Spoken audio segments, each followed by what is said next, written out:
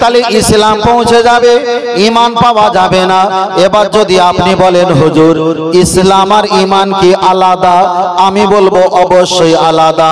আল্লাহর নবী বলেছেন এবং কোরআনেও দলিল এসেছে, তোমরা ঈমান নিয়ে যদি কবরে যেতে পারো আল্লাহ তোমাদের পক্ষ হবে। ঈমান যদি থাকে একদিন না একদিন জান্নাত পাবে। ঈমান যদি থাকে আল্লাহ আপনার প্রতি ভালো নজরে তাকাবে। ঈমান যদি না থাকে আমার আল্লাহ আপনার প্রতি ভালো নজরে তাকাবে না। ঈমান যদি না থাকে নবীর শাফাআত পাবে না। ঈমান যদি না থাকে পৃথিবীর জমিনে যত ইবাদত করবে একটাও ইবাদত আল্লাহ দরবারে কবুল হবে না। তাহলে ইসলাম আলাদা, ঈমান আলাদা। আমি ঈমান আর ইসলাম সম্পর্কে একটা শব্দ বলি, আগিয়ে যাও। একজন নামাজ পড়ে না, বড় গুনাহগার। আর একজন বলেছে কত নামাজ পড়ে কি আর হচ্ছে আর কি আর হবে। যে ব্যক্তি নামাজ পড়ে কি হচ্ছে কি আর হবে এতটুকু বলার জন্য ব্যক্তিটা কাফের হয়ে গেছে। যিনি নামাজ পড়ে না তিনি গুনাহগার, আর যিনি নামাজকে নিয়ে তুচ্ছ তাচ্ছিল্য করেছে ওই ব্যক্তিটা বেঈমান আর কাফের হয়েছে। যতদিন না পর্যন্ত কলেমা পড়ে কলেমা রদ্দ কুফর না পড়ে পুরোনায় ঈমান না আনবে ওর প্রতি জানাজা, ওর প্রতি দাফন কাফন, ওর জন্য দোয়া দরুদ একটাও করা চলবে না। তাহলে ইবাদত করতে পারেন না এটা আপনার দুর্বলতা। ইবাদতের প্রতি হিংসা আর অট্টহাসি কিছু প্রবঞ্চনা কথাবার্তা বললে আপনার ভিতর দিয়ে ঈমানটা চলে যাবে। তাহলে ঈমানটা হলো কাজ নয়, ঈমানটা হলো বিশ্বাস। ঈমানটা কাজ না, ঈমানটা কি বিশ্বাস। আর বিশ্বাসের পরে এবার কাজ শুরু হবে। আল্লাহ ও আমার ছেলেরা, জওয়ান যুবকেরা, আপনারা মোবাইলে অনেকে গান শোনেন।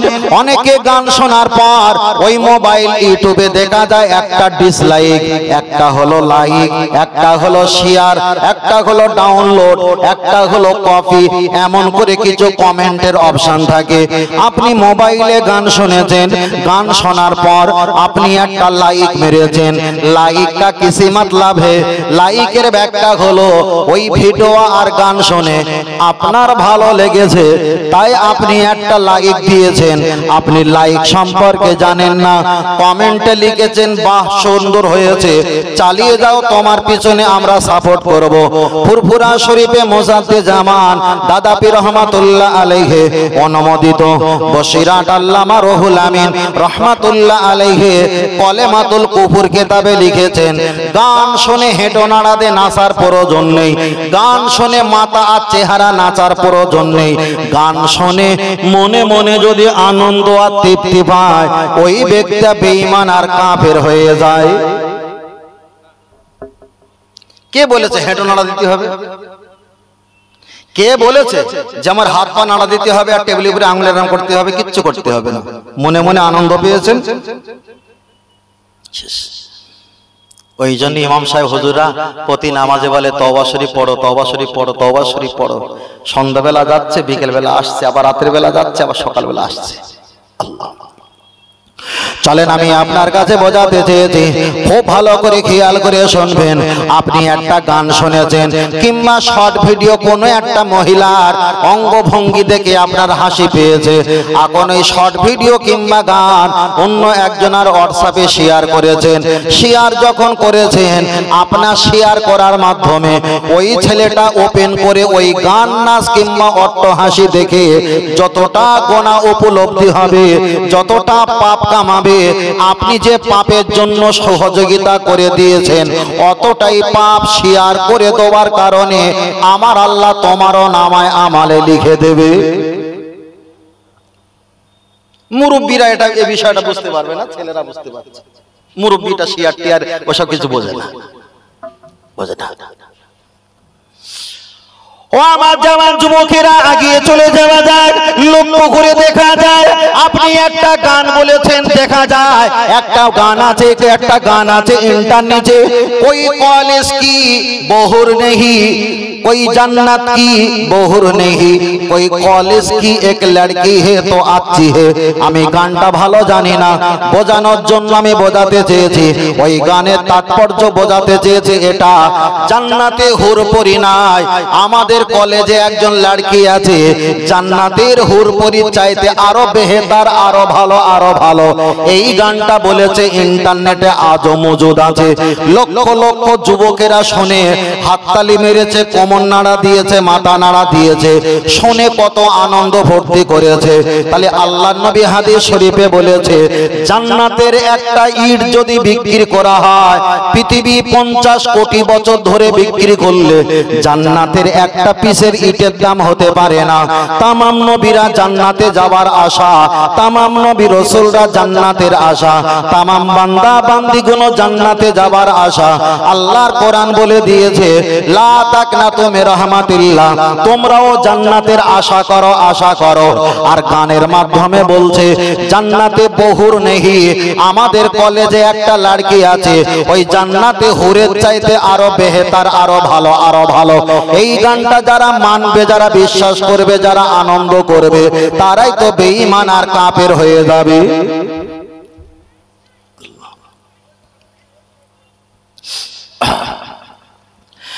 আপনাদের এলাকায় কোন একটা দাড়িওয়ালা লোক আপনার কাছ থেকে ধার দেনা করেছে, টাকা সময় মতো দিতে পারেনি। আপনি যদি বলেন, চাচা দাড়িটা কেটে ফেলো, আল্লাহর নবী বলেছেন আমার সুন্নাত, কেউ যদি আমার সুন্নাতকে পালন করে সে আমাকে ভালোবাসলো, আমাকে যদি ভালোবাসতে পারে, আনা মাই ফিল জান্নাত, দুটো আঙুল যত গায়ে গায়ে থাকবে ওই উম্মত আমি নবী হাসরের ময়দানে আমার আল্লাহর বিচারের পর জান্নাতের ভিতরে এত গায়ে গায়ে থাকবো। আপনি একটা ব্যক্তির কাছে টাকা পেতে পারেন, একটা ব্যক্তি আপনার সঙ্গে অশান্তি করতে পারে। কোন ব্যক্তি যদি বলে, চাচা তোমার দাড়িটা চেঁচে ফেলো, কেটে ফেলো, মাথার থেকে টুপিটা ছিঁড়ে ফেলে দাও, নবীর দাড়িটা কাটা আর চাচার কথা ইঙ্গিত করলে আপনাকে তো আগে তওবা পড়তে হবে, হবে, হবে। তার কারণ আপনি নামাজ পড়েন না, মুখে দাড়ি রাখলে নেকি পাবে, নামাজ পড়েন না, বল পিরহান পড়লে নেকি পাবে, নামাজ পড়েন না, মাথা টুপি দিলে নেকি পাবে, নামাজ পড়েন না, মানুষকে সালাম দিলে নেকি পাবে, নামাজ পড়েন না, কলেমা জিকির করলে নেকি পাবে, নামাজ পড়েন না, কুরবানি করলে নেকি পাবে, নামাজ পড়েন না, মানুষকে দান করলে নেকি পাবে। নামাজ না পড়ার জন্য পাপ আপনাকে হতেই হবে, হবে। তাহলে নামাজ না পড়ার জন্য পাপ আপনাকে হতে হবে, হবে, পাপ অবশ্যই হবে। কিন্তু নবীর সুন্নাত গুলো পালন করার বিনিময় আমার আল্লাহ নবীর খাতিরে তোমার অটোমেটিক নেকি দান করে দেবেই দেবে। এখানে অনেকে নামাজ পড়েন না, সুবহানাল্লাহ বলেছেন, নেকি হবে না, হবে না? সালাম দিয়েছেন মানুষকে, নেকি হবে না, হবে না? তাহলে সালাম দেওয়া যদি সুন্নাত হয়, দাড়ি রাখাটা কেউ কেউ বলেছে ওয়াজিব, কেউ কেউ বলেছে ফরজ, কেউ কেউ বলেছে সুন্নাত। তবে অধিকাংশ আলেমদের মত হলো, মুহাদ্দিসদের মত হলো দাড়ি রাখা হলো ওয়াজিব, ওয়াজিব। আমি ধরে নিলাম কিছুক্ষণের জন্য আপনাদের ভাষা সুন্নাত। তাহলে কেউ যদি অন্যায় করে, দাড়ি যখন চেঁচে দিতে বলো, কেউ যদি অন্যায় করে তাহলে তার হাজার ইবাদত গুলো নষ্ট করতে বলো না কেন? দাড়ির প্রতি আক্রোশ দেখাবেন না, ব্যক্তিত্বের প্রতি ব্যক্তিত্ব অন্যায় করতে পারে, কিন্তু নবীর কোন সুন্নাতকে অপমান করলে সে ঈমানদার থাকতে পারে? কি দরকার? দাড়িওয়ালা লোক দেখে টাকা ধার দিয়েছিলে, দেবে আমার মতো সুযোগ বুঝে না, যখন না দিয়েছে তখন খারাপ হয়ে গেছে, দাড়ি সমস্যা। আল্লাহ আল্লাহ আল্লাহ। ও আমার বাপজিরা, চলেন আমি আপনাকে বোঝাতে চাই, ছোট ছোট করে আফসান আমি আপনাকে বলছি। নবী সুন্নাত সম্পর্কে আপনাকে বললাম। আমি মাইকটা ঘুরিয়ে নিলাম ডান দিকে, আমার হাতে একটা ঘড়ি আছে ডান হাত। মসজিদে উঠতে গেলে ডান পা দিয়ে উঠতে হয়, পায়খানা ঘর থেকে নামতে গেলে ডান পা দিয়ে নামতে হয়। আপনি যখন মসজিদের ইমাম হবেন, ইমাম হতে গেলে জুম্মার খুতবা দেওয়ার সময় ইমাম সাহেব হুজুর যে মিম্বারে ওঠে, ওটাও ডান দিকে দিকে চেপে রাখা আছে। মসজিদের কাতার ভার করা হয় ডান দিক। ফিলিস্তিন, দুবা, কুয়েত, উপকূল সাগর, টেনানগরে, মরক্কে যত গাড়ি চলে গাড়ির স্টার্টিং গুলো বাম দিক, সাইড নেওয়া হয় ডান দিক। ঘুমাতে গেলে ঘুমাতে হয় ডান দিক, খেতে গেলে, দিতে গেলে, নিতে গেলে সব কিন্তু ব্যবহার করতে হয় ডান হাত, ডান দিক। আপনি যখন মসজিদে ইমাম হবেন, আসরের নামাজের পর, ফজরের নামাজের পর সকালে মুসল্লির দিক দিয়ে একটু ঘুরে বসতে হয়, সেটা হবে ডান দিক, সেটা হবে ডান দিক। সর্বপ্রথম সৌদি আরবে অঙ্ক আবিষ্কার হয়েছিল। অঙ্কটা যে দিক দিয়ে পারেন আপনি সংখ্যা বসাতে পারেন, কিন্তু হিসাব করার সময় ডান দিক দিয়ে আপনাকে হিসাব করতে হয়। আল্লাহর নবী মা হালিমাতু সাদিয়া দুধ পান করেছিলেন, সেটা ছিল ডান দিক, ডান দিক। তবে মুসলমান যে কাজটা করবে সেই কাজটা ডান দিক থেকে আগে শুরু করবে।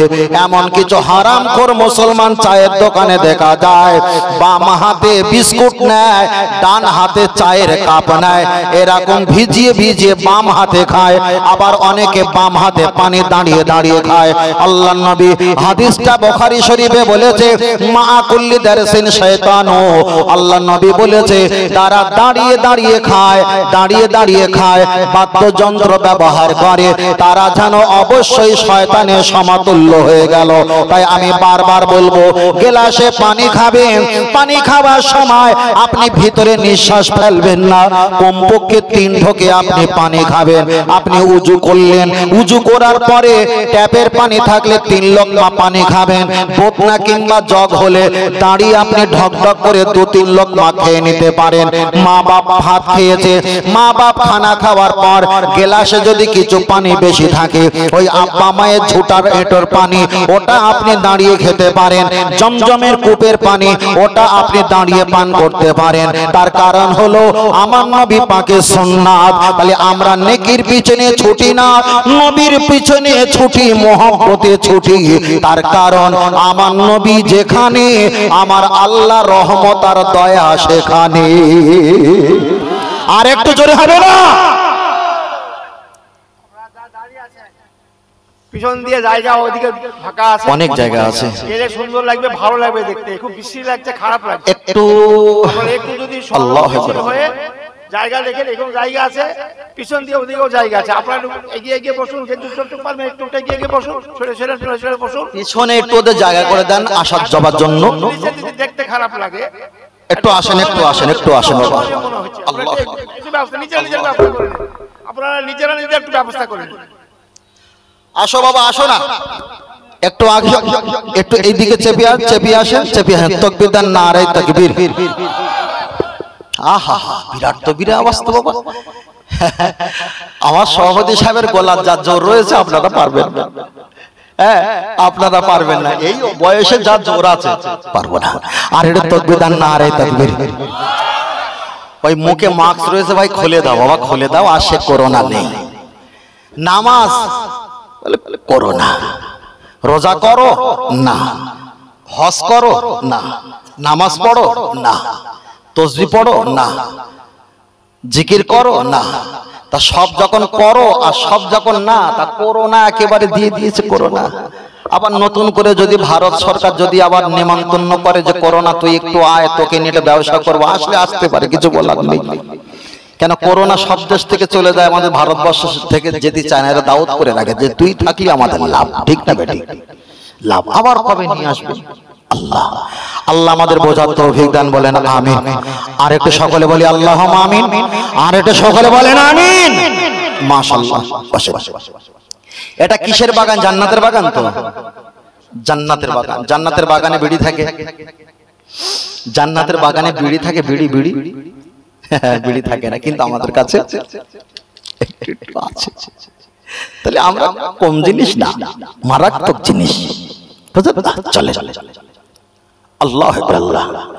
চলেন আমি আপনার কাছে বলছিলাম গুটি কতক মশলা নিয়ে হালাল আর হারাম সম্পর্কে আপনাদের ভিতরে আমাদের ভিতরে একটা পরিষ্কার করে দিতে চেয়েছিলাম। এবার আমি আপনার কাছে বলবো, আমি ডাইরেক্ট এসেছি, আমি তো নাস্তা করার সুযোগ পেলাম না, যেহেতু সময়টা আমার হয়ে গেছে, তাই হুজুর আলেম ওলামা কমিটি ভাইয়ের অনুরোধে আবার এখানে বসে পড়েছি। এবার আমি আপনার কাছে একটাই কথা বলছি, আমরা প্রত্যেকে মাছ খাই, এমন কিছু ধর্মীয় মানুষ আছে তারা মাছ হত্যা করে খায় না, মাছ খায় না, কিন্তু আমরা তো মাছ খাই। এবার বলবেন আমরা বাজারে যাই, আবার বাজারে যাওয়ার পর টাটকা মাছ পাই, আবার মোরা মাছ পাই, মোরা মাছ পাই, আবার টাটকা মাছ পাই। এবার আমি আপনাকে বলবো দাদু ভাই, মোরা মাছ খাওয়া জায়েজ, আমরা তো সকলে জানি টাটকা মাছ খাওয়া জায়েজ, আমরা এটাও জানি মোরা মাছ খাওয়া জায়েজ। খালি জানা জিনিস ডবল করে বলা বুদ্ধিমানের কাজ নয়। তবু আমি আপনাকে বলছি মোরা মাছ খাওয়া ভালো না খারাপ? উপর থেকে কোনো আওয়াজ দেবে না, সভাপতি সাহেব একদম কিচ্ছু না। আপনি আমাদের শিক্ষক, সভাপতি সাহেব মানে কি সকলের শিক্ষক, মাশাআল্লাহ, আল্লাহ আদান আমিন। বলেন আপনি মোরা মাছ খাওয়া জায়েজ না না জায়েজ? জায়েজ। ওই দেখো আমি বলতে মানা করেছি, ভাস্কর বলেছে আল্লাহ আল্লাহ, দেখেছো? চুপ করো বাবা, চুপ করো। মোরা মাছ খাওয়া জায়েজ, মোরা মাছ খাওয়া জায়েজ। আল্লাহর নবী দুনিয়া থেকে বিদায় নিয়ে চলে গেছেন। আল্লাহর নবীর প্রথম খলিফা আবু বকর সিদ্দিক রাদিয়াল্লাহু তাআলা আন তিনি হায়াতে আছেন। এক সময় তিনি বাজার থেকে মাছ কিনে নিয়ে আসলেন।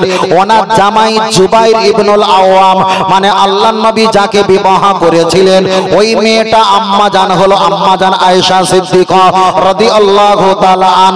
ওনার 10 বছরের বড় আর একটা বড় বোন ছিল, তার নাম হলো আম্মা জান আসমা। আম্মা জান আসমাকে বিবাহ করেছিল জুবাইর ইবনুল আওয়াম, মানে আবু বকর হুজুরের বড় জামাই। আল্লাহর নবী হলো দুনিয়ার হালাতে রাসূলুল্লাহ হলো ছোট জামাই। আমি আপনার কাছে বোঝাতে চেয়েছি আল্লাহর নবীর প্রথম সাহাবা আবু বকর হুজুর বাড়িতে আছেন, একটা মাছ কিনে নিয়ে এসেছেন। আল্লাহর নবী সাহাবা আবু বকরের বাড়িতে জামাই চলে আসলেন, আব্বা মা হাজা এটা কি? আল্লাহর নবীর প্রথম সাহাবা আবু বকর হুজুর বললেন, এটা আমি মাছ কিনে নিয়ে এসেছি। আব্বা জি আপনি বলেন এটা জীবিত না মৃত? আবু বকর হুজুর বললেন এটা মৃত। আব্বা আপনি কি জানেন আল্লাহর নবী আমাকে বলেছেন আমা তফা ফালা তাকুলু, পানিতে মরে যাওয়া মাছ খাওয়া এটা হারাম, চলবে না, চলবে না। আবু বকর হুজুর তিনি জিভে কামড় খেয়ে বললেন, ও আমার জামাই, তোমার কাছে যে নবী বলেছে মোরা মাছ খাওয়া হারাম, ওই নবী আমাকে বলেছেন আত্তাফি হালালুন। আবু বকর পানিতে মরে যাওয়া মাছ খাওয়া ওটা অবশ্যই জায়েজ, তুমি খেতে পারো, খেতে পারো। তাহলে একদিকে আবু বকর হুজুর তিনি বললেন মোরা মাছ খাওয়া যাবে, আবার জামাই বলছেন নবী আমাকে বলেছে মোরা মাছ খাওয়া যাবে না, এটা হারাম। তাহলে একদিকে শ্বশুর একরকম ফতোয়া, জামাই একরকম ফতোয়া। শ্বশুরও নবীর পক্ষে যায়, জামাইও নবীকে দোহাই দেয়। এখানে একটা ফতোয়া এসেছে, দেহবন্ধের 2 নম্বর ফতোয়ার কিতাবে ব্যাখ্যা এসেছে, আবু বকর হুজুর ঠিক বলেছে। জুবাইর ইবনুল আওয়াম আবু বকর হুজুরের জামাই, বড় জামাই, তিনিও ঠিক বলেছে। যে মাছটা মারা যাওয়ার পর পানিতে ভেসে ওঠে, তার গোশত মরে, গোশততে জার, রক্তে জার জীবাণু সৃষ্টি হয়েছে। আবু বকর হুজুরের জামাই ওই মোরা মাছ খাওয়াটা হারাম বলে ফতোয়া দিয়েছে। আবু বকর হুজুর বলেছেন পানিতে মরে যাওয়া মাছ খাওয়াটা হালাল, ওই মোরা মাছ খাওয়াটা হালাল। যে মাছটা মারা যাবার পর তার গোশত টক শক্ত আছে, রক্ত টাটকা আছে, ওই মোরা যাওয়া মাছ খাওয়াটা আবু বকর হুজুর বলেছে যাবে, যাবে, যাবে। তাহলে জামাইয়ের কথা সত্য, শ্বশুরের কথা সত্য। আমরা বাজারে যাই, এমন বাজারে গেলে এত দুর্গন্ধ মাছের থেকে আসে, মাছি গুনো ভ্যান ভ্যান ভ্যান ভ্যান করে ওড়াওড়ি করে। আবু বকর হুজুরের জামাই ওই মাছ খাওয়া নিষেধ করে দিয়েছে। এমন মোরা মাছ আমাদের মার্কেটে পাওয়া যায় যাতে মাছি বসে সীমিত, গোশত গুনো শক্ত টাটকা, রক্ত গুনো টাটকা। আবু বকর হুজুর ওটাই তো জায়েজ বলে ফতোয়া দিয়েছে। আরেকটু জোরে হবে না? আল্লাহু আকবার। ও আমার বাপজিরা, চলেন আপনাকে বোঝাতে চাই। আজকে তো শুনে নিলাম বৃহস্পতিবার আমি একটা বলেছিলাম, কেউ যদি বৃহস্পতিবার জুমার রাতে অথবা জুম্মার দিনে কেউ যদি মারা যায়, আল্লাহ আযাবে কবর থেকে তাকে হেফাজত করেন। তবে আল্লাহু আলাম, আল্লাহ পুরো হেফাজত করবে কি না করবে এটা আল্লাহর ব্যাপার। তবে আপনাদের কাছে আর একটা অপশন আমি ছড়ে দেই। আজকে যদি বৃহস্পতিবার হয়, এখন বাজে 8টা 10, 9, 10, ক ঘন্টা পরে তো চলে আসবে শুক্রবার। এবার আপনি বলবেন, আমরা শুক্রবারকে ভালোবাসি, বৃহস্পতিবারকে ভালোবাসি, বুধবারকে ভালোবাসি, সোমবারকে ভালোবাসি, রবিবার শনিবারকে ভালোবাসি, কেন চাকরি নকরিতে তো ছুটি পাওয়া যায়। আপনি একটা বার বলবেন, এই সপ্তাহের ভিতরে আমরা দুটো দিনকে নিলাম, একটা হলো শুক্রবার, একটা হলো সোমবার। আপনি বলবেন, ইমানদার মুসলমানের কাছে শুক্রবারের মর্যাদা বেশি না সোমবারের মর্যাদা বেশি? শুক্রবারের মর্যাদাটা বেশি। আলহামদুলিল্লাহ। আচ্ছা, আমার কথা বুঝতে পাচ্ছেন দাদু ভাই? দাদু ভাই বুঝতে পাচ্ছেন আমার কথা? আলহামদুলিল্লাহ। আপনারা বুঝতে পারলে ছেলেরা তিনি বুঝতে পারবে। যাকাই হোক, আল্লাহু আকবার। আপনাদের জিজ্ঞাসা করেছি আমার দাদু ভাই, সোমবারে মর্যাদা বেশি না শুক্রবারে মর্যাদা বেশি? আমরা বলেছিলাম শুক্রবারে মর্যাদা বেশি। এবার আমি আপনার কাছে হাদিস পড়বার প্রমাণ করব, শুক্রবারে মর্যাদা বেশি না সোমবারে মর্যাদা বেশি। আগিয়ে চলে যাওয়া যাক, আল্লাহকে জিজ্ঞাসা করি, আল্লাহ আজকের জালসায় আমার শ্রোতারা বলেছিল শুক্রবারে মর্যাদা আল্লাহর কাছে সবচাইতে বেশি। আল্লাহ আপনি জবাব দাও, আপনার কাছে সোমবারের মর্যাদা বেশি না শুক্রবারের মর্যাদা বেশি? আমার আল্লাহ জবাব দিয়ে বললেন, ও আমার বান্দা জেনে রেখে দাও, মিয়ামিল জুমাতি ফাসাউ ইলা যিকরিল্লাহ, শুক্রবার যেদিন হাজির হয়ে যাবে, কেনাকাটা বেচাকেনা বন্ধ করে দিয়ে যিকরিল্লাহ, আমি আল্লাহ আমার নাম স্মরণ করার জন্য তোমরা ইবাদতখানা মসজিদে হাজির হয়ে যাও। তাহলে আল্লাহর কাছে গেছি, আমার আল্লাহ শুক্রবারের পক্ষে চলেন নবীর কাছে যাই। ইয়া রাসূলুল্লাহ, হাবিবাল্লাহ, আমরা ভারতবর্ষের মানুষ, আমরা পশ্চিম বাংলার মানুষ, আমরা নদিয়া শেষ প্রান্তরে মানুষ। ইয়া রাসূলুল্লাহ, নদিয়াতে হাট্টা থেকে নিয়ে শ্রীরামপুর থেকে নিয়ে মদিনা শরীফ 8,500 কিলোমিটার রাস্তা। ও আল্লাহর নবী, আপনি একটাবার বলবেন শুক্রবারে মর্যাদা বেশি না সোমবারে মর্যাদা বেশি? আল্লাহর নবী দাঁড়িয়ে বলেছিলেন, উম্মত জেনে রেখে দাও, আল্লাহ কি বলেছে? আল্লাহ বলেছে সোমবারে শুক্রবারে মর্যাদা বেশি। আমার নবী বললেন, আল্লাহ যদি শুক্রবারে পক্ষে হয়ে যায়, আমি নবী কি করে সোমবারে পক্ষে হতে পারি? তাই নবী আমার বলেছিলেন, খলাকাল্লাহু তাআলা ফিহি আদম, ও আমার উম্মতেরা, সর্বপ্রথম আল্লাহ সৃষ্টি করেছিলেন তোমাদের আদি পিতা নবী আদম আলাইহিস সালামকে, ওটা ছিল শুক্রবার। আমার আল্লাহ পৃথিবীতে যেদিন নবী আদম মা হাওয়াকে নামিয়েছিল, ওই দিন ছিল শুক্রবার। নবী আদম মা হাওয়া আলাইহিস সালামকে যেদিন মৃত্যুবরণ হয়েছিল, ওই দিন ছিল শুক্রবার। আল্লাহ নবী পরে বলেছেন, শুক্রবারে 5 জায়গায় দোয়া কবুল হয়। আল্লাহ নবী পরে বলেছেন, লা তাকুমুসা, আল্লাহ যদি কিয়ামত দেয় শুক্রবারে হলে হতে পারে, তবে আল্লাহু আলাম, আল্লাহ ভালো জানে। আল্লাহ নবী পরে জবাব দিয়ে বললেন, আমার সাহাবীরা জেনে রেখে দাও, শুধু শুক্রবার এখানে শেষ নয়, নবী ইউসুফ আলাইহিস সালামকে আল্লাহ যখন হেফাজত করেছিলেন, ওই দিন ছিল শুক্রবার। নবী দেখা যায় ইব্রাহিম আলাইহিস সালামকে আল্লাহ আগুন থেকে যখন হেফাজত করেছিল, ওই দিন ছিল শুক্রবার। শুক্রবার নবীর কলিজার টুকরে টুকরা ইমাম হোসাইন রাদিয়াল্লাহু তাআলা আন যুদ্ধের ময়দানে কারবালা প্রান্তরে যেদিন শহীদ হয়েছিল ওই দিন ছিল শুক্রবার। এক কথায় বলা যায় পৃথিবীতে অগণিত যা কিছু হয়েছে 10 তারিখে মুহররমে আশুরা শুক্রবারে আমার আল্লাহ ঘটিয়েছেন। ও আমার শ্রোতা বিন্দুরা, তাহলে আল্লাহ শুক্রবারের পক্ষে, নবীও শুক্রবারের পক্ষে। এবার আপনারা আর একবার বলেন, শুক্রবারের মর্যাদা আল্লাহর কাছে দামি না সোমবারের মর্যাদা আল্লাহর কাছে দামি?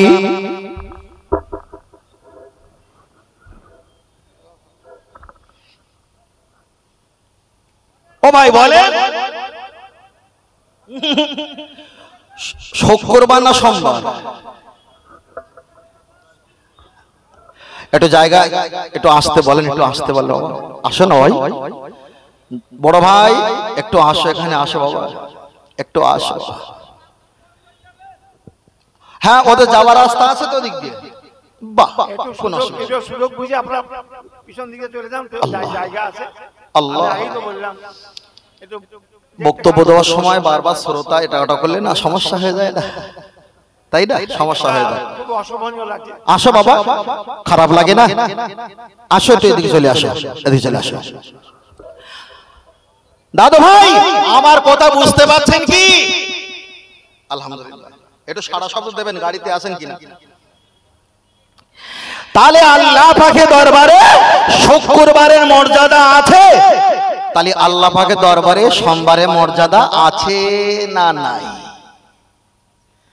সব বারে তো আছে, কিন্তু বেশি আর কম, তাই না? বেশি আর কম। তাহলে শুক্রবারে আমার আল্লাহ বলেছেন ইবাদতের জন্য আগিয়ে যাও।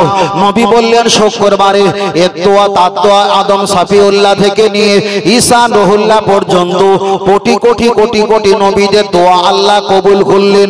তারপর সাংঘিক আমি কিছু আপনাদের কাছে বললাম। তাহলে আল্লাহর কাছে শুক্রবারে মর্যাদা, আল্লাহর কাছে যদি শুক্রবারে মর্যাদা এত যদি হয়ে থাকে, এবার বান্দা হয়ে আমরা আল্লাহকে জিজ্ঞাসা করি, আল্লাহ শুক্রবারে মর্যাদা আপনার কাছে যদি এতটা হয়ে থাকে, মর্যাদাওয়ালা নবী আমার আপনার নবী রহমাতুল লিল আলামিনকে ওই শুক্রবারে মর্যাদা বারে না পাঠিয়ে সোমবারে কেন পাঠিয়েছেন একটু বুঝিয়ে দাও। তাহলে শুক্রবারে আমার আল্লাহ অনেক নবীদের আগমন ঘটিয়েছে, শুক্রবারে তাদের দোয়া কবুল করেছে। এদিকে ধ্বংস প্লাবন অনেক কিছু আল্লাহ শুক্রবারে করেছে। কেন? আল্লাহর কাছে শুক্রবার সবচাইতে দামি। তাহলে শুক্রবার যদি আল্লাহ পাকের দরবারে এত দামি এত মর্যাদা যদি হয়ে থাকে, মর্যাদাওয়ালা সবচাইতে নবী হলো মুহাম্মদ সাল্লাল্লাহু আলাইহি ওয়াসাল্লাম। সেই মর্যাদাওয়ালা নবীকে মর্যাদা শুক্রবারেই পাঠানো তো উচিত ছিল, ঠিক না বেঠিক? আমাদের সমাজে গাড়ি চলে দুই রকম প্লেট, একটা হলো সাদা আর একটা হলো হলুদ। হলুদ মানে হলো বাস কিংবা অন্য কমার্শিয়াল নাম্বার। হাত তুললে দাঁড়াতে হবে, না দাঁড়ালে পরের বারে খেপে আসলে ইট নিয়ে আপনার গ্লাস কাঁচ ভেঙে যাবে। কিন্তু সাদা প্লেট হলো পার্সোনাল অফিসিয়াল, এতে সকলে ওটার যোগ্যতা রাখে না। তাই পৃথিবীতে যত নবী রসুলকে আল্লাহ পাঠিয়েছে, পৃথিবীতে যা প্রয়োজন আল্লাহ সবকিছু পাঠিয়েছে। ওই কমার্শিয়াল একটা ডেট করেছে, ওই ডেটে ওটা হলো দেখা যায় মহরম মাস, ওটা হলো দেখা যায় 10 তারিখ। ওই বারটা ছিল শুক্রবার। ঈসা মুসা দাউদ আইয়ুব শুআইব জাকারিয়া লূত ইব্রাহিম তামাম পৃথিবীর অগণিত যত নবী রসুল ছিল সব কোটা ওই মাসে ওই তারিখে ওই বারে ওই ডেটে আল্লাহ গাড়িতে তুলেছে, পৃথিবীতে আল্লাহ নামিয়ে দিয়েছে। আর আমার নবী হলো স্পেশাল, সাদা প্লেট স্পেশাল। ওদের তারিখ ওদের মাস ছিল মুহররম, আমার নবীর আসার মাস ছিল রবিউল আউয়াল। ওদের আসার তারিখ ছিল 10, নবীর আসার তারিখ ছিল 12। ওদের আসার তারিখ ছিল শুক্রবার, নবীর আসার তারিখ ছিল সোমবার। কেন? আমার নবী কমার্শিয়াল নয়, আমার নবী হলো পার্সোনাল। জোরে বলুন, আর একটু জোরে হবে না? ফের বলছি, আগে বক্তব্য দিয়েছিলাম, বলেছিলাম না নেকির পিছনে ছুটবে না, না মহব্বতের পিছনে ছুটবে? তাহলে নেকির পিছনে ছুটবে না মহব্বতের পিছনে ছুটবে? এটাই হলো মহব্বত, এটাই হলো মহব্বত। অবশ্যই মর্যাদা আছে, কিন্তু যে রাত্রে কোরআন এসেছে ওই রাত্রে যদি এক রাত ইবাদত করে যদি বহুত নেকি পাওয়া যায়, যে রাত্রে নবী এসেছে সেই রাত্রে কোরআনের চাইতে আল্লাহর কাছে আরো মর্যাদা আছে না নাই? ঠান্ডা মাথায় 10 মিনিট চিন্তা করলে যা পাওয়া যায়, গরম মাথায় 10 বছর চিন্তা করলে তাই পাওয়া যায় না, যায় না।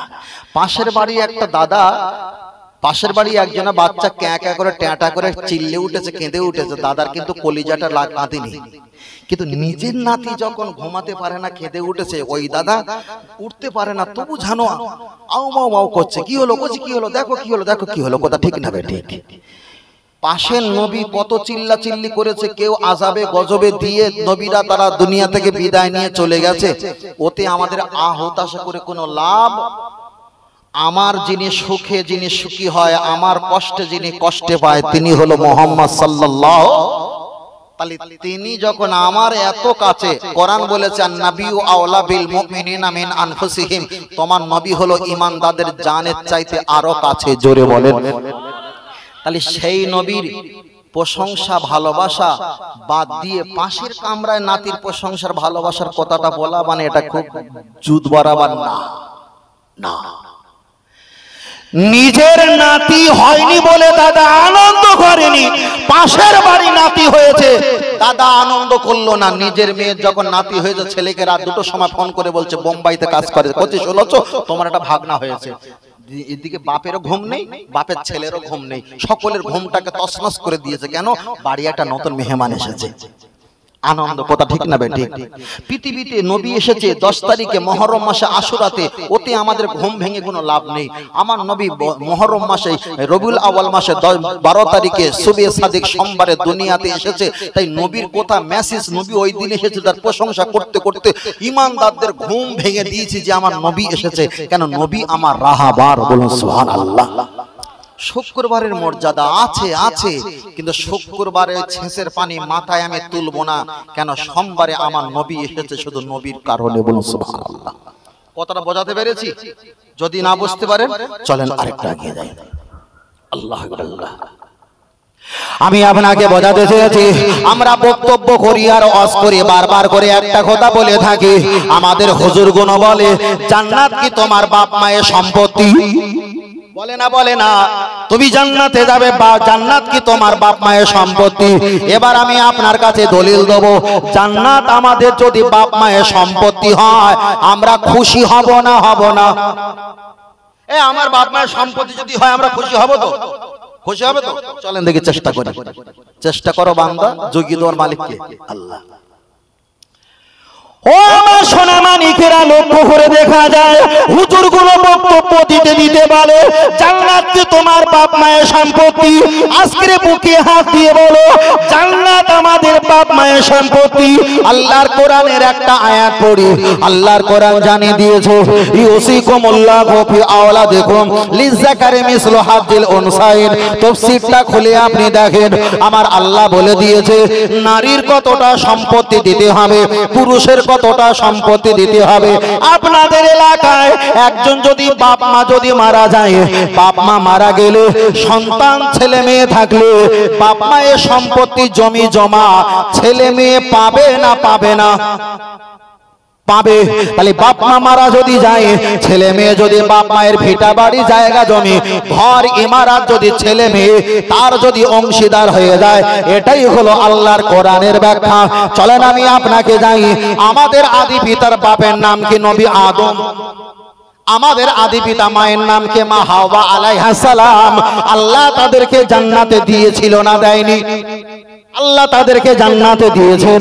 এখন কোন কারণে জান্নাত থেকে তারা বার হয়ে গেছে, আল্লাহর কি করুণা, তাদের কি দয়া, এটা আল্লাহ ভালো জানে। তাহলে জান্নাতে ছিল আমার বাপ মা, কথাটা সত্য, জান্নাত থেকে আল্লাহ তাদেরকে বার করে দিয়েছে, কিংবা তারা কোনো কারণে বার হয়েছে, এক কথায় জান্নাত থেকে তারা বার হয়েছে। তাহলে বাপ মা মারা গেলে বাপের মায়ের সম্পত্তি যদি ছেলে মেয়েরা যদি অংশীদার হয়, আপনারা আমার বাপ নবী আদম মা হাওয়া এরাই তো তো জান্নাতে ছিল, জান্নাত থেকে আল্লাহ বার করে দিয়েছে। এবার বুকে হাত দিয়ে বলেন ওই জান্নাতের মালিক আমি আর আপনি কেন? বাপের সম্পত্তি, ঠিক না বেঠিক? যারা এই সমাজে বক্তব্য করে বাবা বলে জান্নাত কি তোমার বাপ মায়ের সম্পদ, আজকের প্রমাণ হয়ে যাবে নবী আদম মা হাওয়া আলাইহা সালাম জান্নাতে ছিল, জান্নাত থেকে আল্লাহ বার করে দিয়েছে। এখন বাপ মায়ের সম্পত্তি যদি ছেলেরা পায়, আমরা তো নবী আদম মা হাওয়ার সন্তান আওলাদ, আমরাও তো জান্নাত আল্লাহ বাপ মাকে দিয়েছিল, ওই জান্নাত তো আমরা একদিন না একদিন পাবো। তাই আমার আল্লাহ কোরআন শরীফে জানিয়ে দিয়েছে তুমি রহমাতিল্লাহ, বান্দা টেনশন করিস না, বসে বসে কাঁদ আর আমার রহমত জান্নাতের দিকে তাকিয়ে থাক। তোদের বাপের সম্পত্তি আমি আল্লাহ তোদেরকে একদিন না একদিন ফিরিয়ে দেব। আর একটু জোরে হবে না?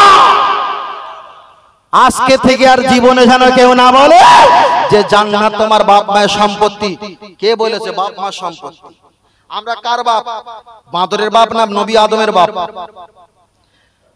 আমাদের কে বাপ? কে? নবী আদম আলাইহিস সালাম। তো অনেকে বলে আমরা বাঁদরের বাচ্চা, বলে না? যারা বলে তারা বাঁদরের বাচ্চা হতে পারে, আমরা কেউ বাঁদরের বাচ্চা নয়, আমরা হলাম নবী আদম মা হাওয়া আলাইহিস সালামের বাচ্চা সন্তান। আরেকটু জোরে বলেন। কথা ক্লিয়ার তো নাকি? ক্লিয়ার নাকি জড়তা? ক্লিয়ার। আমরা বাঁদরের বাচ্চা না, বাঁদরের বাচ্চা না। তাই বাঁদরের বাচ্চা আছে, একটুকুনি বলে ছোট করে বলি, বাঁদরের বাচ্চা আছে। এখন পৃথিবীতে যত পশু প্রাণী খেলা দেখায়, সবচাইতে খেলা দেখান স্মার্ট, চতুরতা বাঁদর। যদি বলা হয় নতুন বৌমা বিয়ে হবার পর শ্বশুর বাড়িতে এসে কিরাম করে বসে থাকে, ও একটা লাল কাপড় ঘন্টা দিয়ে চোখ করে বসে থাকবে, মানে যত রকমের বাঁদরামও দেখাতে পারে। কথা ঠিক না বেঠিক? যদি বলা হয় একজন কৃষক কাজ করার সময় বাঁক নিয়ে কেমন করে বোঝা নিয়ে যায়, ও ঠিক ন্যাসটা নিয়ে ঠ্যাং তুলে দিয়ে হাতে রাখুন এরকম বেঁকে বেঁকে যাবে, মানে বাঁদরামও বাঁদরের শেষ নেই। তাহলে যে বাঁদর সর্বরকম নকল করতে পারে। আমাদের ছেলেরা অনেকে চুল কাটে, আমাদের ছেলেরা হাতে ভ্যাসলেট পরে, আমাদের ছেলেরা ডান পায়ে বাম পায়ে একটা করে কালা দড়ি পরে, আমাদের ছেলেরা বিরিদ্ধা আঙুলে একটা করে, ওই বিরিদ্ধা আঙুলে একটা করে বালা করে আংটি পরে, আমাদের ছেলেরা ডান কান বাম কান একটা মেয়েদের মাকড়ি পরার মতো ছিদ্র করে পরে, আমাদের ছেলেরা অনেকে সামনের চুলগুলো বড় রাখে, পিছনের চুলগুলো ছোট করে রাখে, মানে টিভির ভিতরে ইন্টারনেটে ভিডিওর ভিতরে বড় বাঁদর করেছে আর ছোট বাঁদর তার নকল করেছে, ওটা হলো বড় বাঁদর, এটা হলো, মানে বাঁদর সবচাইতে ভালো নকল করতে পারে। আবার আপনাদের এলাকার ছেলেরা অনেক ভালো, এরা মোবাইলে কখনো আসার সময় দেখি যে কোথাও ফ্রি ফায়ার পাবজি খেলেনি। যারা ফ্রি ফায়ার পাবজি খেলা করে এরা কিন্তু আলোতে বসে না, এরা অন্ধকারে বসতে ভালোবাসে। এরা কিন্তু নরম জায়গায় বসে না, যেখানে কারেন্টের পোস্টার ভেঙে পড়ে গেছে কিংবা তাল গাছ ভেঙে পড়ে গেছে কিংবা কোন একটা দোকান বসার জন্য পিলিয়ার করা আছে, ওই রকম শক্ত জায়গায় বসে। ওরা কিন্তু আলোয় বসে। তবে ওদের মারবে না, কেন? ওরা সকালে প্রসাব লেগেছে সকাল 5টায়, সেই প্রসাব করছে বেলা 1টায়। ওদের মা দিয়েছে এতটা ভাত, ওরা কিন্তু খায় এতটা। শরীর অসুস্থ না? অসুস্থ না, দুর্বল তো শরীরটা দুর্বল। যদি তো কেউ ফোন করে, খেলা যখন শুরু হয়ে যায় 4বার 5বার ফোন করলে একবার ফোন রিসিভ করে, তার মানে কি বিরাট অসুস্থ। ডান দিকে বাম দিকে যাচ্ছে, ওই খেলার ভিতরে আবার ডাক্তারের ঔষধ রাখা থাকে না, জগচিন না হুজুর, জগচিন ওষুধ থাকে, তো ওষুধ একটু খেয়ে নেয়। সব আমি বলবো, তুই বলবি না কিছু? ওষুধ থাকে খেয়ে নেয়। ডান দিকে বাম দিকে বলে ভাই ওদেরকে মারবে না, ওদেরকে মারলে রাজ্য সরকার বলে দিয়েছে 13 বছর জেল। একটু মস্তি করছে, 13 বছর জেল। কেন জেল? ওদের বগলের চুলগুলো দেখবে কাটার সুযোগ পায়নি, ইতনা বড় হয়। তাহলে আলমারি যদি এই কন্ডিশন থাকে হুজুর, তাহলে শোকেশের খোলে কি সর্বনাশ। কথা বোঝেন না? শোকেশের খোলে কি সর্বনাশ। ওদেরকে মারবে না, ওদেরকে কষ্ট দেবে না, তার কারণ ওদের বয়স যদি 18, ওদের বয়স যদি 20 হয়, যে মেয়েটা বিবাহ দেবে সেই মেয়েটার বয়স যেন 30 হয়। একটু পরে হিসাব করে বলে নেই, পরে হিসাব করবে। ওর ওজন যদি 50 কেজি হয়, মেয়ের ওজনটা যেন 70 কেজি হয়। তার কারণ খাবার সময় খাইনি, প্রস্রাব করার সময় প্রস্রাব করিনি, ঘুমানোর সময় ঘুমায়নি, যে নিজের চেহারার মায়া বোঝে না। রাতের অন্ধকারে সমবয়স্ক একটা মহিলা যদি পাশে বিবাহ করে শুবিয়ে দেওয়া হয়, তার হক পালন করে বলে কি মনে হয়? আর যদি একটু বয়সে 20 বছর বাড়িয়ে দেওয়া হয়, ওজনে যদি 30 বছর বাড়িয়ে দেওয়া হয়, এদিকে ঘোরো আরে ডিস্টার্ব করো না খেলার সময়, ওই 20 বছর বয়স ওলা মেয়ে 30 কেজি ওজন বেশি ওলা মেয়ে একটা কিনোর ঘেঁষে মারলে ফ্রি ফায়ার 9 বছর দাঁত লেগে পড়ে থাকবে। কথা বুঝতে পেরেছেন? ওই জন্য বলছে যারা ফ্রি ফায়ার খেলছে, বাবা তোদের হাতে ধরে পায়ে ধরে বলছি, তোরা হয়তো বলবি হামসে বাড়া কই নেই, কিন্তু তোর খবর আমার ভাবি ছাড়া কেউ জানে না। বাবা ডাল মে কুছ কালা হে সব খুঁজে বলবো না, আমার দাদু ভাই গুলো সব সামনে বসে, ডান দিকে বাম দিকে খলি ভাই বসে আছে, বুঝলেন না? কিছু বলাও যাচ্ছে না। তবে আমি আপনাদের কাছে অসামাজিক কথা বলছি না, কিন্তু এমনই অরাজগত আমাদের সমাজে চলছে না, চলে না? চলছে চলছে। ছেলেগুলো শেষ, ছেলেগুলো শেষ। অকমেনে কথা বলছে, কথা বলতে বলতে 2 ঘন্টা 1 ঘন্টা হতে হতে অকমেনে আপনার মেয়ে একটু চুম্মু খেলো, ওই একটু চুম্বন খেয়েছে। এখন গোনাটা নেবে কে? যে মোবাইল কিনে দিয়েছে, যে টাকা মেরে দিয়েছে, যে মেয়ের মোবাইলে হোয়াটসঅ্যাপ চেক করে না, মেসেজ গুলো চেক করে না, প্রোফাইল গুলো চেক করে না, গ্যালারি গুলো পিন কোড দিয়ে রেখে দিয়েছে, এগুলো চেক করবে কে? ভাই হিসাবে চেক করতে হবে তো। আল্লাহ আল্লাহ। চলেন আমি আপনার কাছে বোঝাতে চেয়েছিলাম, নবীর প্রশংসা বলতে বলতে শুক্রবার আর সোমবারের বিষয়টা আমি বলছিলাম, এখানে প্রমাণ করে দিলাম শুক্রবার আমাদের কাছে দামি, কিন্তু সোমবার নবীর কারণে আমাদের কাছে দামি আর দামি। পরে বলেছিলাম মরা মাছ খাবে না, জিন দেখা যায়, মরা মাছ খাওয়া যাবে না, না যাবে? আমি আপনার কাছে বলেছিলাম অবশ্যই মরা মাছ খাবে। যে মাছটা মারা যাবার পর শক্ত থাকে, গোস্ত শক্ত এবং রক্তগুলো টাটকা, ওই মাছটা খাবে, ও তো কোনো সমস্যা নেই, সমস্যা নেই। এবার আমি আপনার কাছে বোঝাতে চেয়েছি, ও বাবাজিরা আপনি আল্লাহকে ডাকবেন, আল্লাহকে ডাকবেন, আল্লাহু আকবার বলে আল্লাহকে ডাকবেন। এবার একটা কথা বলেন, পৃথিবীর এমন কোনো ইবাদত নেই, এমন কোনো ইবাদত নেই ডাইরেক্ট আল্লাহকে ডেকে ইবাদত করতে হয়। আমি মাইকে কথা বলছি, এমন কোনো পৃথিবীর কোনো ইবাদত নেই ডাইরেক্ট আল্লাহকে ডেকে ইবাদত করতে হয়, না না, বরং নবীকে আগে ফলো করে তারপরে আল্লাহকে ডাকতে হয়। যদি বলেন হুজুর কেন? আমরা তো পড়েছি লা ইলাহা ইল্লাল্লাহ, আল্লাহকে সাওয়া কোই ইবাদত কে লায়েক নেই। তারপরে বলেছি মুহাম্মাদুর রাসূলুল্লাহ, আল্লাহর নবী হলো মুহাম্মদ সাল্লাল্লাহু আলাইহি ওয়াসাল্লাম। এখানে তো প্রথমে আল্লাহর নাম এসেছে, লাস্টে তো নবীর নাম এসেছে। বাবা ওটা বিচার নয়, আপনি যে কলেমা পড়েছেন ওই কলেমা শরীফ তো কোরআন শরীফে নেই, ওই কলেমা শরীফ তো হাদিস শরীফে এসেছে।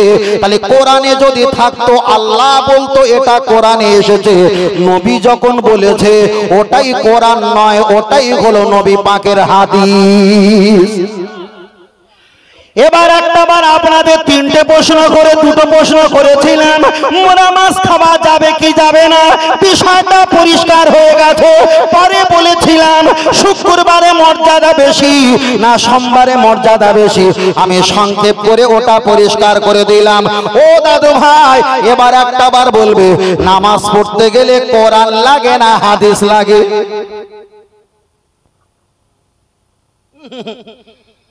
বলো না ভাই, শোনা ভাই, নামাজ পড়তে গেলে কোরআন লাগে না হাদিস লাগে? এই তো কোরআন লাগে, তো ঠিক বলেছ, কোরআন পড়তে হবে। আমার প্রথম থেকে আমার কিন্তু অন্যদিকে একটা টাওয়ার কানেকশন চলছে, বলে বিষয়টা বুঝতে পারছো না? অন্যদিকে একটা আমার ওয়াইফাই চলছে, মাথাটা কিন্তু সেই দিকে যাচ্ছে ঝোঁকে। হয়তো আমি আপনাদেরকে পাট পাট করে বলছি, কিন্তু বিষয়বস্তু আমার একটা টার্গেট আছে। তাহলে নামাজ পড়তে গেলে কি লাগে? কোরআন লাগে। চলে নামাজ পড়তে গেলে কোরআন লাগে। আপনাদের মসজিদে আযান হয়েছে পয়নে 7টা কিংবা 7টায় মসজিদে আযান হয়েছে, আল্লাহু আকবার আল্লাহু আকবার আশহাদু আল্লা ইলাহা ইল্লাল্লাহ বলে মসজিদে আযান দিয়েছে। আপনি বলেন আযান দেওয়া হয় কিসের জন্য? আযান দেওয়া হয় ঘুমানোর জন্য নয়, আযান দেওয়া হয় মায়েদের মাথায় কাপড় না থাকলে কাপড় মাথায় ওঠানোর জন্য নয়, আযান দেওয়া হয় দোকানে শাটার বন্ধ করে দেওয়ার জন্য নয়, আযান হয় হয় একমাত্র নামাজ আদায় করার টাইম কিংবা তা নামাজ পড়ার জন্য, তাহলে আযান দেওয়া হয় আল্লাহর ইবাদত করার জন্য। চলেন একটা হাদিস পড়া যাক। আল্লাহ নবী জানিয়েছে আফদালুল ইবাদাত ইবাদাতি সালাত, সবচেয়ে বড় ইবাদত সেটা হলো নামাজ। তুলতুল নয় আকার ময়াকার বর্গীর নামাজ, তুলতুল নয়তে নমিম আকারেতে আমার ময়তে মাতাকে আকারেতে আল্লাহর বর্গীর জয়তের জন্য নত করিব আমার মাতা একমাত্র মহান আল্লাহ পাকের জন্য। আর একটু জোরে বলে সুবহানাল্লাহ। তাহলে নামাজ হলো সবচাইতে বড় ইবাদত। ওই নামাজ পড়তে গেলে কোরআন লাগে। দাদু ভাই 40 বছর 60 বছর 65 বছর শুনেছেন নামাজ পড়তে গেলে কোরআন লাগে। আজকে আপনাদের 2024 সালে 8:33 প্রমাণ করে দিলাম। আপনি যে আযান দিয়েছেন আল্লাহু আকবার বলে, ওই আযানটা কোরআনের কোনো অক্ষর নয়, কোরআনের কোনো আয়াত নয়। ওই আযান দিয়ে মানুষকে নামাজের জন্য ডাকা হয়। ওই আযানটা খোদার কসম আমার আল্লাহর জবানের কোরআনের কোনো আয়াত নয়। ওই আযানটা আমার আপনার নবীর জবানের হাদিস দিয়ে নামাজের জন্য ডাকা হয়। আর একটু জোরে হবে না? তাহলে নামাজ হয় কি দিয়ে? ভুলে গেলি হবে না। যখন বলেছো সার্টিফিকেটটা হাতে নিয়ে বাড়ি যেতে হবে। চলো মসজিদে আপনি চলে যাবেন, প্রথমে একটা ডান পা রাখবেন, আল্লাহুম্মা তালি আবা রাহমাতিক। আপনি একটা ডান পা রেখে দিয়েছেন, এই ডান পা মসজিদে রাখা এটা কোরআন নয়, এটা নবী পাকের হাদিস। আপনি যখন মসজিদে উঠে দোয়া পড়বেন, ওই দোয়াটা কোরআন নয়, ওটা হলো নবী পাকের হাদিস। আপনি মসজিদের ভিতরে চলে যাবার পর আপনি নিয়াত করবেন নামায়তু আন উসাল্লি লিল্লাহি তাআলা আরবা রাকাআতায় সালাতি ঈশা ফরদুল্লাহি তাআলা মুতাআজ্জান ইলা জিহাতিল কাবাতে শরীফাতে আল্লাহু আকবার। আপনি 4 রাকাত 3 রাকাত 2 রাকাত এক একটা ওয়াক্তের নামাজের আপনি নিয়াত করবেন। এই নিয়াতটা কোরআনের কোথাও নাই। আল্লাহ নবী বলেছেন, হাদিসটা বুখারী শরীফে এসেছে। আল্লামা মুহাম্মদ আল্লামা ইসমাইল বিন বুখারী রাহমাতুল্লাহ আলাইহি বুখারীর প্রথমে তিনি এই হাদিসটা তুলে ধরেছেন, ইন্নামাল আমালু বিন্নিয়াত। তোমরা যে কোনো কাজ করবে সেই কাজের পূর্বে কমপ্লিট তোমরা নিয়াত করো, নিয়াত করো। আপনি যে নামাজের নিয়াত করছেন এই নিয়াতটা কোরআন নয়, এটা হলো আমার নবী পাকের শেখানো হাদিস। আপনি ইলা শাহামাতি উদুনাইহি, আপনি যখন দুটো হাত কানের লতিতে ঠেকাবেন কিংবা কাছাকাছি নিয়ে যাবেন, এটা কোরআন নয়, এটা নবী পাকের হাদিস। আপনি তাহারিমা বাঁধবেন নাভির নিচে, এটা হলো নবী পাকের হাদিস। আপনি সানা পাঠ করবেন সুবহানাকা আল্লাহুম্মা ওয়া বিহামদিকা ওয়া তাবারাকা ইসমুকা, এমন করে আপনি সানা পাঠ করবেন। এই সানাটা কোরআন নয়, এটা আমার নবী পাকের হাদিস। আপনি সানা পাঠ করার পর আউযু বিল্লাহি মিনাশ শাইতানির রাজিম পাঠ করবেন। আউযু বিল্লাহি মিনাশ শাইতানির রাজিম, এটা কোরআন নয়। কোরআন যদি 30 পারা হয়, কোরআনের সূরা যদি 114টা হয়, কোরআনের আয়াত যদি 6666টি আয়াত হয়, কোরআনের পৃষ্ঠা যদি 848টা পৃষ্ঠার হয়, কোরআনের দাম যদি 2200 2500 3000 টাকা হয়, টোটাল কোরআন শরীফের ভিতরে আউযু বিল্লাহি মিনাশ শাইতানির রাজিম লেখা নেই, ওটাই হলো আমার নবী পাকের হাদিস। ও আমার দাদু ভাই, এত বছর বক্তব্য শুনেছো, কোরআন না খুলে নামাজ হয় না। আপনি যে নামাজের এতটা ভিতরে চলে গেছেন, এখন কোরআন আসেনি, চলছে আমার নবী পাকের হাদিস। আপনি বলেন নামাজ পড়তে গেলে কোরআন লাগে না হাদিস লাগে? সার্টিফিকেট নেবে না? সার্টিফিকেট তো দেবো। চলেন চলেন, আমি আপনাকে বোঝাতে চেয়েছি আউযু বিল্লাহ বলেছেন, এরপরে আপনি বিসমিল্লাহির রহমানির রহিম পাঠ করবেন। এটা হলো আল্লাহ পাকের কোরআন। বেসিনজের বিস, মিম লামজের মিল্লাম খরজাবাল্লাহ হে রাজির হির রহে জাবার র, মিম খরজাবার মান নুন রাজির নির রজাবার হায়াজির হি মিম জের মি। बिस्मिल्लाहिर रहमानिर रहीम, अल्लाह के नाम से शुरू करता हूँ जो बड़ा मेहरबान निहात रहम वाला है। बिस्मिल्लाहिर रहमानिर रहीम, এটা হলো আল্লাহ পাকের কোরআন। আপনি সূরা ফাতিহা ফাতিহা শরীফ পাঠ করলেন, মানে আলহামদু সূরা পাঠ করলেন, এটা হলো আল্লাহ পাকের কোরআন। অন্য একটা সূরা কমপক্ষে 3 আয়াত পাঠ করলেন, এটা হলো আল্লাহ পাকের কোরআন। তাহলে কোরআনের অংশ বিসমিল্লাহটা আমি ছেড়ে দিলাম। কোরআনের অংশ হলো দুটো সূরা, দুটো অংশ। আপনি আল্লাহু আকবার বলে হাঁটুতে হাত দিলেন, আল্লাহু আকবার কোরআন নয়, এটা নবী পাকের হাদিস। সুবহান রাব্বিয়াল আযীম 3 বার পড়লেন, 3 বার 5 বার 7 বার 9 বার 11 বার 13 বার আপনি পড়লেন, এটা কোরআন নয়, এটা নবী পাকের হাদিস। সামি আল্লাহু লিমান হামিদা বললেন, এটা কোরআন নয়, এটা নবী পাকের হাদিস। রব্বানা লাকাল হামদ বললেন, এটা কোরআন নয়, এটাও নবী পাকের হাদিস। আল্লাহু আকবার বলে সিজদা চলে গেলেন, এটা কোরআন নয়, এটা নবী পাকের হাদিস। আপনি সুবহান রাব্বিয়াল আলা, সুবহান রাব্বিয়াল আলা, এটা কোরআন নয়, এটা নবী পাকের হাদিস। আপনি বসে বসে আত্তাহিয়াতু মানে তাশাহুদ পড়ছেন, এটা কোরআন নয়, এটা নবী পাকের হাদিস। আপনি বসে বসে দরুদ শরীফ পাঠ করছেন, এটা কোরআন নয়, এটা নবী পাকের হাদিস। আপনি বসে বসে দোয়া মাসুরা পাঠ করছেন, এটা কোরআন নয়, এটা নবী পাকের হাদিস। আপনি ডান দিকে সালাম ফিরিয়েছো, আল্লাহর নবী বলেছেন আসসালামু ক্বাবলাল কালাম, দুনিয়ার কথা যখন বলবে তোমরা আগে সালাম দাও। আমরা তো নামাজ শেষ করব, সালাম ফিরানো এটা কোরআন নয়, এটা নবী পাকের হাদিস। আপনি যখন আল্লাহুম্মা আমিন বললেন, আল্লাহুম্মা আমিন কোরআন নয়, এটা নবী পাকের হাদিস। আপনি মোনাজাত শেষে যখন কোন হাত মোহপার ফিরলো, মুখ থেকে দুটো হাত যখন ফিরে নিয়ে আসবে, এটা কোরআন নয়, এটা নবী পাকের হাদিস। আপনি বিরহমাতিকা ইয়া আরহামার রাহিমিন বলবেন, এটা কোরআন নয়, এটা নবী পাকের হাদিস। আপনি পুরো কলেমা শরীফ পাঠ করে মোনাজাত শেষ করবেন, এটা কোরআন নয়, এটা নবী পাকের হাদিস। তাহলে আজান থেকে নিয়ে মোনাজাতে শেষ পর্যন্ত কোরআন আর হাদিস মিলিয়ে যদি 10% থাকে সূরা ফাতিহা আর একটা সূরা, দুটো হলো আল্লাহ পাকের কোরআন, আর 10% এর ভিতরে 2% আল্লাহ পাকের কোরআন আর 8% আমার নবী পাকের হাদিস। আর একটু জোরে হবে না? এবার বলেন, নামাজ পড়ছেন 8% নবীর পক্ষে আর 2% আল্লাহর কোরআনের পক্ষে। এবার বলেন, আগের বক্তব্য খেয়াল আছে? আপনি জান্নাত পাওয়ার জন্য নেকির পিছনে ছুটবেন না মহব্বতের পিছনে ছুটবেন? যদি মহব্বতের পিছনে ছোটেন তাহলে 8% আপনাকে সুন্দর করে পালন করতে হবে। আর যদি নেকির পিছনে ছোটেন তাহলে কোরআন আপনি এক পারা করে খতম করে একবার নামাজে যান, আপনার কোরআনের আয়াতটা পরিমাণটা লম্বা হবে। তার কারণ সবচাইতে বড় ইবাদত তখনই হয়েছে আমার নবীর প্রশংসা যখন বেশি বেশি করা হয়েছে। আর একটু জোরে বলে, আর একটু জোরে হবে না? আর একটু জোরে হবে না? নবী ছাড়া জান্নাত পাবে না, প্রিয় নবীকে ভুলে যেও না। ফের বলছি ছেলেরা, দাঁড়িয়ে আজকে রাখুনি, একদিন না একদিন রাখা হবে তো। মাথায় আজকে অনেকে টুপি দেননি, একদিন না একদিন মাথায় টুপি দেবো, হবে তো? হবে না? হবে তো। হয়তো এখন প্রস্তাব ফিরে পানি নেননি ঠান্ডা কাল বলে। অনেকে আবার নখ রাখে এরকম বড় বড় নখ, এরকম বড় বড় নখ রাখে। আচ্ছা, যাদের এত বড় বড় নখ আছে ওরা পায়খানা পরিষ্কার সময় কেটে কুটে যায় না?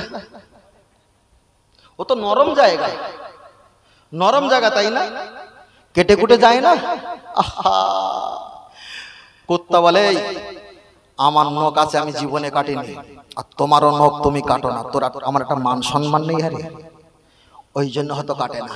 আচ্ছা, বড় বড় যারা নখ রাখে মেয়েদের দিকে তাকিয়ে, ওদের তো নকল নখ রাখা, প্লাস্টিক দিয়ে বসানো। আর ছেলেগুলো রাখে কাজকর্ম করতে গিয়ে এটা ওটা ধরতে গিয়ে অন্য কাপড়ে বেঁধে গিয়ে সে তো আবার উকড়ে চলে যায়। তখন দেখা দেখিস তোমার জন্য কত শখ করে আমি নখ রেখেছিলাম, সেটা কিন্তু পরশুদিন ভেঙে গেছে। ভাই, যে মেয়ের কাছে মোবাইল আছে ওই মোবাইল আপনি ফোন করেন, আপনি একা কাস্টমার না, আরো 5টা কাস্টমার নিয়ে মোবাইলটা ব্যবহার করছে। আপনি যখন ফোন করবেন তখন মনে বলবেন যে ভাই বড় ভাই আসতে ফোনটা রেখে দেন, না না আর একটা কাস্টমার ফোন ঢোকাচ্ছে। আপনি হয়তো বলবেন রাতের বেলা মোবাইলে কথা বলবো, তখন হয়তো মহিলাটা বলবে না আমি মার পাশে ঘুমাই, কথা বললে আমার খুব মারা মারবে। কিন্তু না, মোবাইলে সিম বার করে আর একটা মোবাইল সিম ওদের দেবে, রাত 12টা পরে তার সঙ্গে কথা হবে। কাস্টমার একা না ভাই। আপনি ছেলেদেরকে বলো, ছেলেরা তোমরা যা করছো জ্ঞানগুণ 6 মাস কপালে দুঃখ, কথা বলে না। কপালের দুঃখ 12 মাস। বেশিরভাগ যারা প্রেম করে বিয়ে করেছে 100-র ভিতরে 95% হড়কে গেছে, আর 5% বেঁচে আছে, তারা না মরে বেঁচে আছে, কারোর সঙ্গে গল্প করতে পারবে না, কারোর সঙ্গে গল্প করতে পারবে না। কথা বুঝতে পেরেছেন? প্রেম প্রীতি করে সংসার করো না ভাই, তার কারণ প্রেম করতে গেলে আগে মিথ্যে কথা বলতে হয়, আমার বাপের এই আছে ওই আছে, এসে যখন দেখবে যে কিছু নেই, দুটো ধানের গাদা আছে এমনি, তখন তো মেজাজ কাটা। কথা বুঝতে পেরেছেন ভাই? গল্প দেবেন না। সিনেমা ক্যামেরায় আর সুইট ক্যামেরা ফটো তুলে মুখ শেষে পরিষ্কার করে দিয়েছেন, আপনি প্রোফাইল ঢুকে বলছেন এই ওই ওই। ভাই না, মোবাইল যাবেন না, ওর পিছনে পড়বেন না, ওর পিছনে পড়বেন না। আমি ফের বলছি, প্রতিটা বক্তব্যের ভিতরে একদিকে কোরআন হাদিসের কথা বলছি, অপরদিকে সামাজিক কিছু সচেতনের কথা বলছি। কথা ঠিক না বেটি? বুঝলেন না? দুই দিকে, মানে একই রকম খাবার দিলে হয়তো মুরব্বীরা খাবে, যুবকরা বলবে না আমাদের খাবার আসেনি তো দেরি করি, ওই জন্য দুই রকম খাবার দিচ্ছি, প্রত্যেকের পাতে যেন 1-2 পিস করে পড়ে নাকি।